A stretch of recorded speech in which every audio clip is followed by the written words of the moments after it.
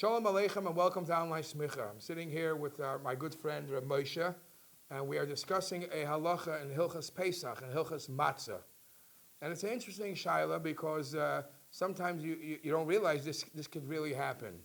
So you go to a matzah bakery and you watch the people knead the dough and rush to make sure everything goes into the oven in the due time. Now, stop for a second. What happens while the people are kneading the dough, men or women, what happens if they cut themselves on the side? We know that their fingers have to be very, very clean from dough because it's chametz, and chametz can't go into the next dough. But there's another issue. The issue could be they cut themselves on a drop of blood. So now the blood is in the dough. What does the blood do in dough concerning matzah? Now, you could say, why is this a shaila only for Pesach? The shaila is for any time somebody works in the kitchen and he cuts himself and blood, a drop of blood, a small, whatever amount of blood gets mixed into food, it's a shaila either way. Correct. But as I'll soon show you, blood on Pesach has a double issue, and for matzah. So, blood is prohibited. We know that blood is prohibited, and the Torah gives strict instructions about that. Even human blood, which is not, the Torah talks about the blood of an animal, but even human blood is also prohibited. And the question in the Shulchan Aruch discusses what happens if you have your teeth bleeding and all that. How do you deal with the blood of places you can't control? But take blood that comes out of your finger, blood anywhere, you're not allowed to have. So, if it's mixed into our food, so we treat it like any other isser, right, Moshe? What would be any other isser? If any shishim, it becomes bottle. So if the food that it got mixed into is much more than the small amount of blood, you could overlook the fact that's a problem.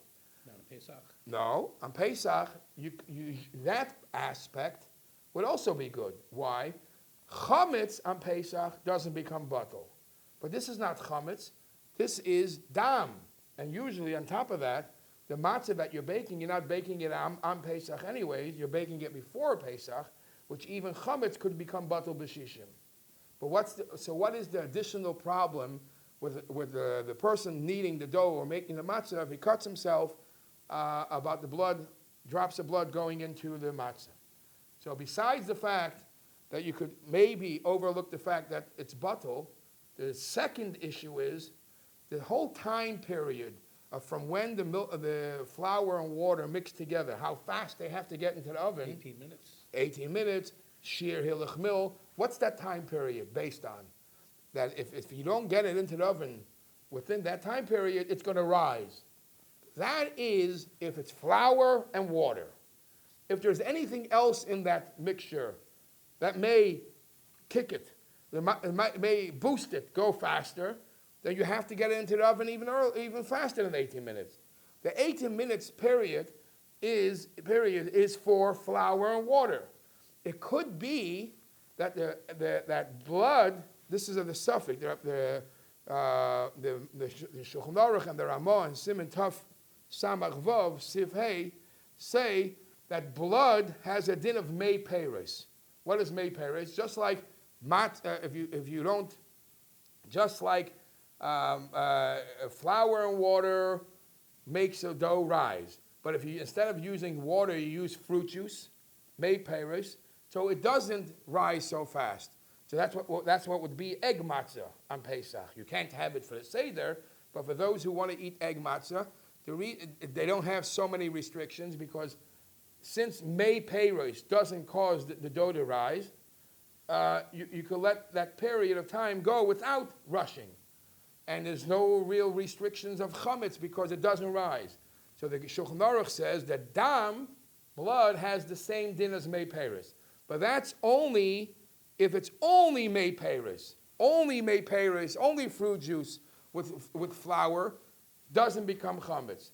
But if there's fruit, and so too by dam would have the same din. Only dam with flour won't become chametz. But I'm sure you're not just kneading the dough with just dam. What's happening is you have water, mixed into that water or mixed into this dough, there is also dam. So that's a completely different din, because in Shulchan Aruch will say this halacha that made Peres doesn't rise, which is a very practical shaila for those who like eating avocados on Pesach, and to smear an avocado on a matzah, especially for those who are very careful about gebrux.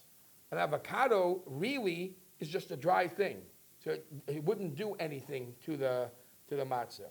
But if it's a little moist, so people it's a little liquidy. Excuse me, avocado grows on the tree. It's May Peres. May Peres doesn't cause chametz. But if with the moisture there's something else besides the May Peres, then it's a whole different league. Then it's water that would make it rise. So the same would be with this dam. Dam itself, the blood itself, that gets lost in the matzah. We could make it butter like any other isser. It's not like chametz. And on top of that, it has a din of May Peres, which doesn't rise, doesn't cause the flour to rise, the mixture to rise, the dough to rise. But if there is something else but it, in the case of the dam, there is water there too, it could actually hasten it up quicker. So the shaila of blood mixing into a dough as you're baking for chametz, it's pretty interesting. It's pretty interesting, and it's discussion based on what the halacha of dam is.